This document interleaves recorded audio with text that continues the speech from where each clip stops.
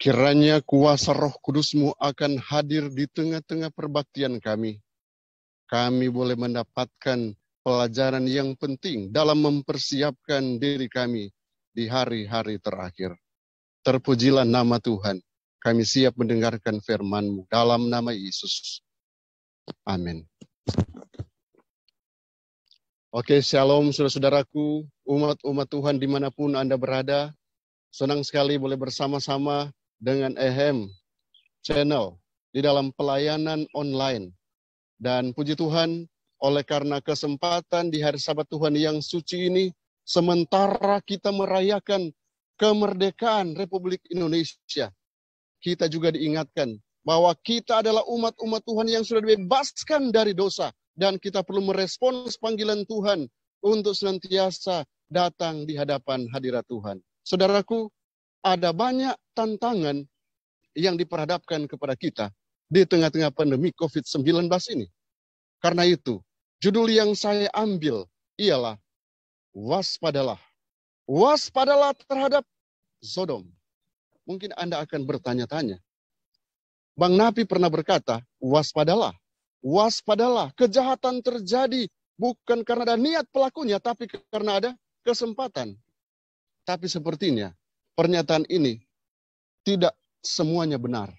Oleh karena bagi umat-umat Tuhan, ketika kita diperhadapkan dengan ujian, tantangan untuk melakukan kejahatan, kita pasti memiliki prinsip. Karena itu, mungkin slogan ini tidak cocok dengan umat-umat Tuhan yang memiliki prinsip. Oleh karena apapun yang diperhadapkan kepada kita, apapun yang disodorkan kepada kita, walaupun ada kesempatan yang besar, umat-umat Tuhan akan memilih kebenaran.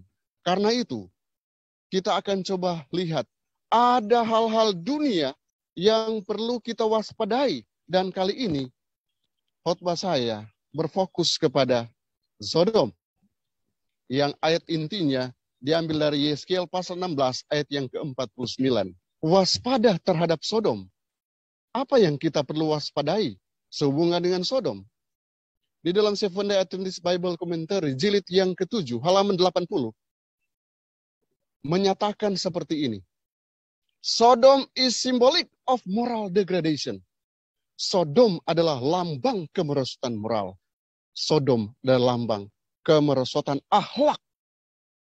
Dengan kata lain, moral seseorang itu juga sebenarnya adalah tanda bahwa umat-umat Tuhan perlu waspadai itu. Jangan-jangan kita akan ada di dalam lingkaran ini. Mari kita buka ayat tema kita dalam Yeskiel pasal yang ke-16 ayat 49. Paling tidak ada 4 hal penting yang perlu kita waspadai dari Sodom itu sendiri. Karena kalau kita berpikir Sodom saat ini, ya Sodom sudah tidak ada lagi. Apalagi yang kita perlu waspadai. Tapi yang perlu kita waspadai ialah kemerosotan moral yang ada di kota Sodom, yang kadang-kala kita berpikir itu dulu, dan itu mungkin sudah tidak ada lagi di zaman kita.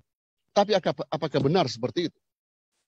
Yeskiel 16 ayat 49 katakan, lihat inilah kesalahan Sodom, kakakmu yang termuda itu, kecongkakan, makanan yang berlimpah-limpah, dan kesenangan hidup ada padanya, dan pada anak-anaknya perempuan. Tetapi ia tidak menolong orang yang sengsara dan miskin. Bahasa Inggrisnya katakan ada 4 hal, pride, fullness of bread, and idleness. Bahkan dalam hal ini kita akan dapati semuanya mengarah kepada praktek-praktek Sodom yang boleh dikatakan Sodom purbakala, tetapi ada juga Sodom modern. Mari kita lihat satu persatu. Apakah benar ini terjadi di tengah-tengah lingkaran anak-anak Tuhan? Di dalam buku Sejarah Para Nabi, Pena Inspirasi berkata, ada alasan untuk menjadi takut akan adanya bahaya di dalam dunia keagamaan dewasa ini. Rahmat Allah telah diremehkan, kekafiran sedang merajalela di banyak gereja di dunia. Apa maksudnya? Dia lanjutkan seperti ini. Alkitab sudah disalah artikan. Kemudian, ketekunan serta kesalehan yang sangat penting itu telah digantikan oleh formalitas yang dangkal. Formalitas yang dangkal. Ada banyak umat-umat Tuhan datang ke gereja karena hanya sekedar formalitas belaka. Mereka lupa bahwa mereka adalah umat Tuhan. Datang ke gereja karena saya adalah orang Advent, setiap hari Sabtu saya harus ke gereja. Itu formalitas kalau kita tidak mencintai Yesus. Saudara, Pena Inspirasi tegur di awal daripada pembahasan ini. Sehubungan dengan formalitas yang dangkal. Formalitas yang dangkal ini yang terjadi dengan Sodom. Yang pertama, yang ditulis di dalam ayat tema, ialah kecongkakan. Apa nih kecongkakan? Kecongkakan ini kakak beradik dengan kesombongan. Dan hal-hal yang bisa mendatangkan kesombongan dalam diri kita. Mungkin kita katakan pertama harta. Ya benar, 1 Timotius pasal 6 ayat 17. Peringatkanlah kepada orang-orang kaya di dunia ini, agar mereka jangan tinggi hati, jangan sombong. Jadi waspada. Waspada oleh karena kecongkakan ada di punya akar. Harta ternyata adalah salah satu cara kita bisa sombong. Bahkan penampilan fisik. Yang kedua ini penampilan fisik. Yeskiel pasal 28 ayat yang ke-17. Engkau sombong karena kecantikanmu. Nah lihat, memang ini digambarkan kepada Raja Tirus. Tapi juga sering diaplikasikan dengan kesombongan daripada setan itu sendiri. Bahkan umat-umat Tuhan kadangkala sombong oleh karena, oh kita gagah kok. Kita ini cantik dan lain sebagainya. Hati-hati, karena hal ini akan membawa kita kepada kesombongan dan kesombongan. Kemudian yang ketiga, hal-hal yang paling tidak dapat mendatangkan kesombongan, pengetahuan. Oh saya ini pinter, saya ini memiliki segala sesuatu. 1 Korintus pasal yang ke-8 ayat yang pertama, pengetahuan yang demikian membuat orang menjadi sombong. Hati-hati, karena saya sudah ada S1, S2, S3, dan SS lainnya, kemudian kita mulai meremehkan yang lain. Hal-hal ini, saya katakan, akan membawa kita kepada kesombongan. Kemudian, saudaraku, ciri kesombongan yang lain, mungkin kita boleh lihat, ada orang yang sudah tidak peduli lagi dengan Allah. Seperti kata Mazmur pasal 54. Orang-orang yang angkuh bangkit menyerang aku. Orang-orang yang sombong ingin mencabut nyawaku. Mereka tidak mempedulikan Allah. Lihat, jika mereka sudah tidak lagi mau datang, beribadah, bahkan tidak menghormati Allah, hati-hati. Jangan kita sudah mengarah kepada kesombongan yang sesungguhnya. Kemudian, suka menghina, Mazmur pasal 123, ayat yang keempat. Kalau kita sudah suka menghina orang lain, hati-hati, ini salah satu cara setan mau gunakan supaya kita pada akhirnya sombong. Kemudian, ada lagi yang katakan, oh, kesombongan rohani. Apakah benar ada kesombongan rohani? Mungkin hanya istilah saja yang digunakan. Oleh karena menganggap orang lain rendah. Bahkan sulit menerima kekurangan diri sendiri. Ini hati-hati saudara-saudara. Orang sulit menerima kekurangan diri sendiri, tapi melihat kesalahan orang lain. Ini yang akan terjadi di akhir zaman. Karena sama seperti yang terjadi di Sodom, ini kesombongan juga akan merasuki umat-umat Tuhan. Bahkan tidak suka memaafkan, sulit untuk memaafkan. Ini juga adalah salah satu cara yang setan menggunakan untuk menjerumuskan kita kepada dosa, dosa, dan dosa. Dalam buku perumpamaan Tuhan Yesus halaman 108 berkata seperti ini. Tidak ada perkara yang begitu menyakitkan hati Allah atau begitu berbahaya kepada jiwa manusia seperti keangkuhan dan merasa diri cukup. Dari semua dosa, inilah dosa yang paling tidak berpengharapan. Lihat, keangkuhan, sombong. Waspadalah dengan kesombongan. Yang kedua, waspadalah dengan makanan yang berlimpah. Jadi kita kembali kepada ayat tema kita. Pertama, kecongkakan, sombong. Kedua, makanan yang berlimpah. Apa ada masalah dengan makanan yang berlimpah? sepertinya tidak ada masalah dengan makanan yang berlimpah ya. Tapi kenapa? Ini merupakan kesalahan Sodom. Mari kita lihat Ulangan pasal 6 ayat yang ke-11 bagian B.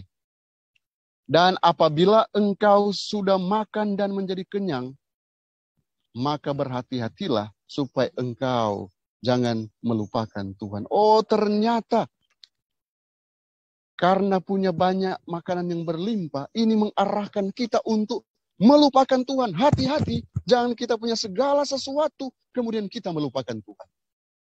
Raja Salomo, setelah dia makmur, setelah 20 tahun, ia mendirikan Ka'bah, ia menganggap bahwa segala sesuatu dia boleh lakukan. Dan dia pada akhirnya bergaul dan mengambil istri-istri dari bangsa kafir. Nah, lihat, dia berpikir dia memiliki segala-galanya.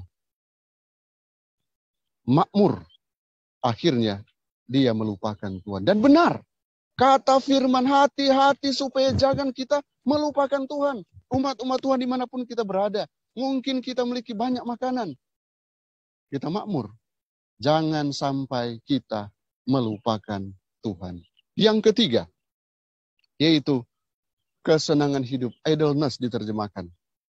Ini kesenangan hidup diterjemahkan idleness, juga diterjemahkan sama dengan malas. Bermalas-malasan. Nah, lihat, bermalas-malasan ini akan menjerumuskan kita kepada dosa. 1 Timotius pasal 5 ayat yang ke-13. Lagi pula dengan keluar masuk rumah orang, mereka membiasakan diri bermalas-malas, dan bukannya bermalas-malas saja, tapi juga meleter. Ini meleter ini banyak omongan tanpa dipikir akibatnya. Bermalas-malas akan menyebabkan penderitaan. Saudaraku, kalau kita buka Alkitab kita di dalam 2 Samuel pasal yang ke-11 ayat 1 dan 2. Ini mungkin pelajaran sahabat yang lalu sempat disinggung, namun ini penting untuk kita lihat bersama. Sehubungan dengan Raja Daud. Ayat yang pertama, pergantian tahun adalah kebiasaan raja-raja harus pergi maju berperang. Tapi Raja Daud, dia bermalas-malasan di istana. Nah, lihat, setan menggunakan kemalasan ini membawa Daud, kemudian dia jatuh ke dalam dosa. Dosa dan dosa. Saudaraku, hati-hati. Waspada dengan Sodom modern. Waspada dengan idleness. Kadangkala kita berpikir, saya tidak punya pekerjaan, duduk bersama-sama dengan teman-teman. Dan yang dibicarakan ialah, mulai lihat orang lewat. Oh, si A ini begini, begini, dan begitu. Hati-hati jika kita tidak gunakan dengan sebaik-baiknya waktu yang Tuhan percayakan untuk kita. Tuhan tidak mau kita bermalas-malasan. Tapi sebaliknya, Tuhan mau supaya kita giat di dalam pelayanan pekerjaan Tuhan. Saudaraku, yang keempat, ini sangat miris, saudara. Umat-umat Tuhan yang harusnya menjadi contoh di dalam menolong orang lain, tapi praktik Sodom di dalam Yeskiel pasal 16 ini. Bagian terakhir yaitu tidak menolong orang-orang sengsara dan miskin. Kadangkala kita mulai acuh-acuh kepada acuh tak acuh dengan orang-orang yang membutuhkan pertolongan. Kita lupa misi kita sebenarnya ialah untuk membawa mereka kepada Yesus, bahkan memenuhi kebutuhan hidup mereka. Saudaraku, 4 hal sederhana. Kecongkakan, makanan yang berlimpah, katakanlah makmur. Kesenangan hidup, diterjemahkan juga idleness, bermalas-malas. Kemudian tidak menolong orang-orang yang sesara. Waspadalah, jangan-jangan ini yang akan membinasakan kita. Ketika kita melihat zaman, sepertinya waktu menunjukkan Yesus tidak lama lagi akan datang. Kita waspadai hal-hal ini. Dan kita bangkit sebagai pemenang. Dan kemudian kita berkarya bagi Tuhan. Saudara-saudaraku, seorang tokoh Alkitab, keturunan ke-7. Ini keturunan ke-7 dari Adam. Kalau 7 berarti sempurna, angka sempurna. Dan benar, hidupnya sempurna. Hidupnya sempurna, yaitu Henokh. Dia seorang yang takut akan Tuhan.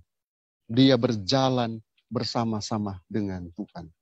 Saudara, kunci rahasia supaya kita terhindar dari praktek Sodom modern, kita perlu menjadi seperti Henok. Dalam hal ini, Henok walk in Jesus. Dia selalu berjalan bersama-sama dengan Yesus. Sehingga ketika dia melihat fenomena yang terjadi di sekitarnya, dia berusaha untuk meyakinkan. Bahkan pena inspirasi menulis sehubungan dengan Henok ialah dia berusaha untuk meyakinkan mereka untuk datang kepada Kristus. Tapi malah sebaliknya, dia hanya diejek, dicaci maki.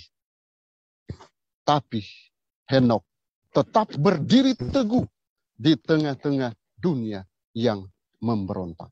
Saudara, mari kita tetap berjalan bersama Yesus. Mari kita tetap berdiri teguh. Walaupun ada fenomena yang terjadi di sekitar kita. Fenomena Sodom. Waspada dengan hal itu. Kita akan tetap melangkah maju. Karena kita tahu penyelamatan kita sudah dekat. Yesus sudah ada di ambang pintu dan siap menyelamatkan saya dan saudara. Mari kita tetap setia, berkarya bagi Tuhan dengan berbagai macam cara. Tuhan mau panggil kita untuk bekerja. Henok pun melakukan hal itu. Dia coba meyakinkan orang-orang sebangsa untuk datang kepada Tuhan. Tapi pada akhirnya mereka menolak dia.